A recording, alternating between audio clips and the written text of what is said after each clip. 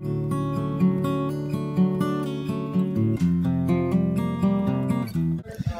Craig, I have a question for you.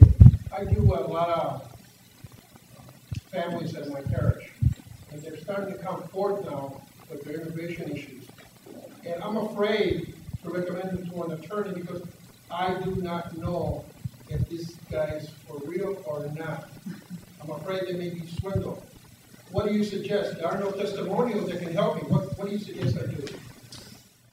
The Illinois Coalition for Immigrant Refugee Rights, on their webpage, has a list of all the not-for-profit agencies that have lawyers and accredited reps throughout the Cook County, and I think DuPage County as well.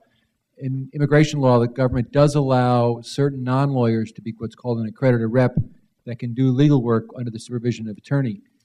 Those agencies, some of them have attorneys and others don't. So that's one place you can go to. You can also call those people if they're overworked, and they often have referral lists of attorneys they work with that are reputable. Many of them, not all, but are either community-based or religious-based. So they have their reputations to work for, and they often work with groups of pro bono attorneys, even each of those. So if it's it's a www.ICIRR, Illinois Coalition. Anyway, if you just Google Illinois Coalition for Immigrant Refugee Rights and look there for services. Joan, you had a question too. I was just going to say, please. I had a question for Mr. Lopez about dropout rates among Hispanics, especially male Hispanics. It was one of the highest. Is that still true? That is still true. And so the question was, is it still true that dropout rates among male Hispanics are among the highest? Yes, it is. When we talk about young Latinos ages 16 to 24, what percent don't have a high school diploma? About 17%. I know that sounds a little low, but you probably have heard, but when we take into account all adults, you notice that the share without a high school diploma can approach 40% or so. But just among those 16 to 24, the youngest people, it's about 17%. But that's more than twice the next closest group, which is African Americans, which is more like 8-9%. So when you talk about dropout rates or the share of Latinos who don't have a high school diploma, it's much higher. But I want to add something here because I think that it's important to not only look at that particular number, but look at what the promise is among young Latinos. When you ask Hispanic adults, is a college education important for success in life?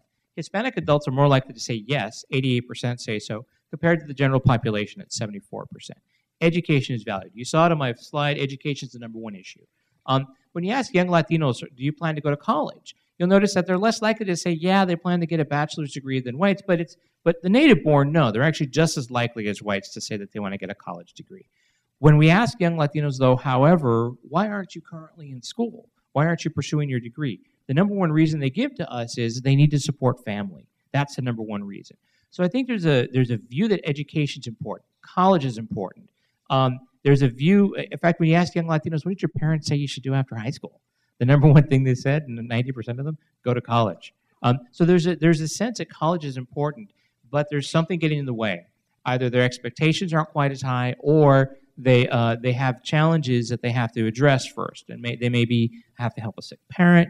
It may be, I have to help with the family bills. It may be, I have a young family myself. So in taking a look at it in total, I think there's a lot of promise for educational achievement among young Latinos. I think that figuring out what some of those challenges are, that's a tougher question. Could I get one final in here? Please, go ahead. Elena, in your work with the whole Archdiocese and visiting all the parishes, I'm wondering, in terms of reception you receive, success in your work, with the parishes who have a significant immigrant Latino population versus those that don't. Could you comment on that disparity, if there is one, and what's that like, what obstacles you have encountered, and resistance that you felt? To me, the main issue is conversion. And Liz was talking about what John Paul II talked about, our call for conversion, call for solidarity, for communion. So we were very pleased, we're very blessed to be able to work, and this is a long-term I think since 2005, we've been working a lot with parishes. Just to make the story short, and also just, I know because of the time, after 5 years, 2005 through 6 years, right? I even lost count. But I was so pleased to hear, for example, Holy Name Cathedral, All St. Pat's, St. Clement's, these are big parishes. They requested to do panels on immigration, and our panel are very similar. We have Catholic social teaching, immigration lawyer, economy, and pastoral care. And that panel, that setting format has been very successful. So I'm very pleased after 6 years, now the non-immigrant parishes are requesting more education opportunities, and we're very pleased to see. But it took a long time, and there is a lot of, I would say, maybe 30 or 40% of parishes, non-immigrant parishes, are very supportive to the work. And we have anti-immigrant Catholics who, what a contradiction of terms, but we've been learning how to respond more from the evangelization perspective, and the bishops and the cardinal have been very supportive in this process. We'd like to thank you for your pertinent questions and also for your rapt attention this evening as participants.